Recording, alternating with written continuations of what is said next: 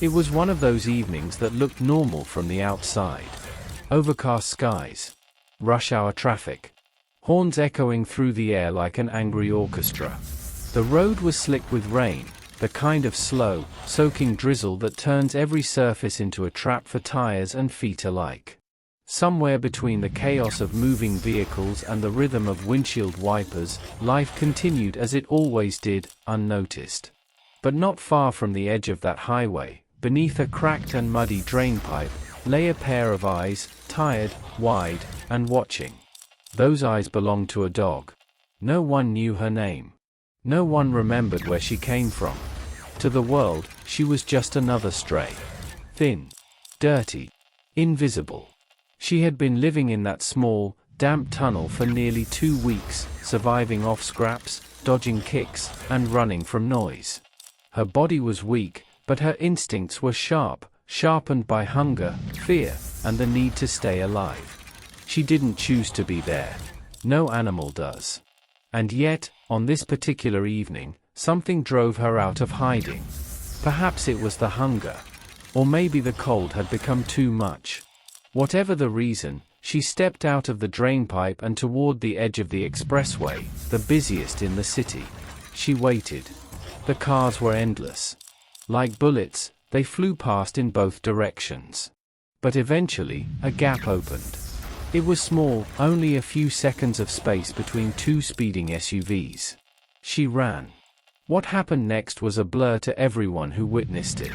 She darted across the first lane, then the second. A car honked, loud and panicked. A motorcycle swerved. Her paws skidded on the wet surface, but she kept running. The third lane. The fourth. She was almost there. Then, a delivery van. It didn't stop. It didn't even slow down. The side mirror clipped her back leg with a force that sent her tumbling like a rag doll. Her body flipped once, then twice, before landing awkwardly in the fifth lane. Cars screeched. Someone screamed. And then, silence. She didn't move. People who saw it slowed down. Some even pulled out their phones. But nobody got out of their cars. Nobody walked toward her. She was just a stray. And traffic was already building. That's when Sarah appeared. She wasn't a hero. Just a young woman on her way home from work. A veterinary technician by trade. Tired. Hungry. Soaked from the rain. But the moment she saw the dog collapse on the road, something inside her shifted. She pulled her car over and ran straight into traffic. Drivers honked. Some yelled at her to get off the road. She didn't care. When she reached the dog, she saw the blood. It was mixed with rain, creating pink puddles on the asphalt. The dog's leg was bent at an unnatural angle. Her chest moved in short, shallow breaths. But her eyes, those same tired eyes from the drainpipe, were still open. Still watching. Still fighting. Sarah dropped to her knees and gently slid her arms under the dog's broken body. The dog flinched but didn't resist. She was too weak. Too cold. But in that moment, something passed between them, something silent and immediate. Trust.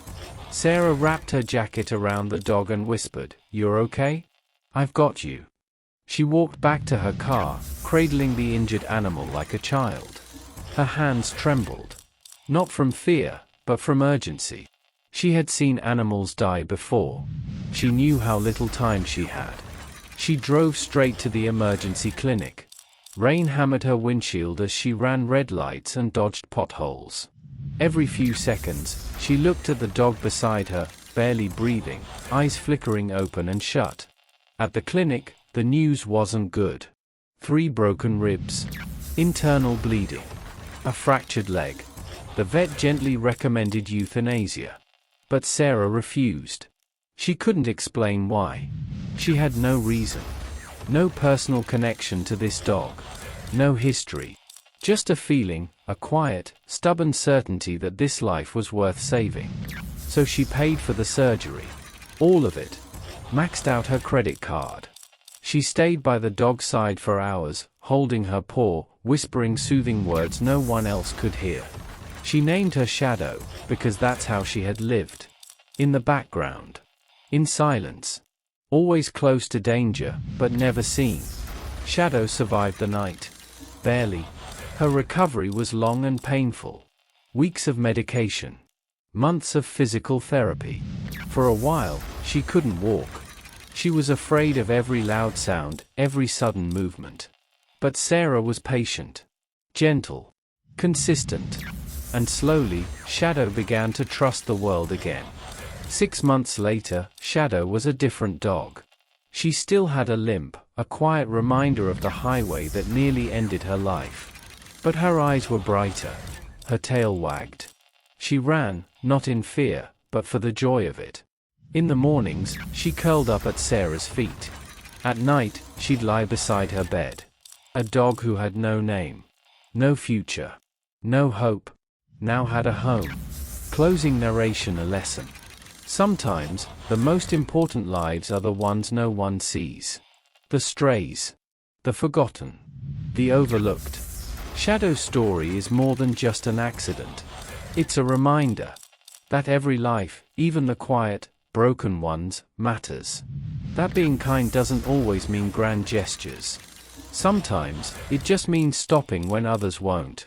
So the next time you see something, or someone, struggling to survive in a world too busy to notice, don't look away.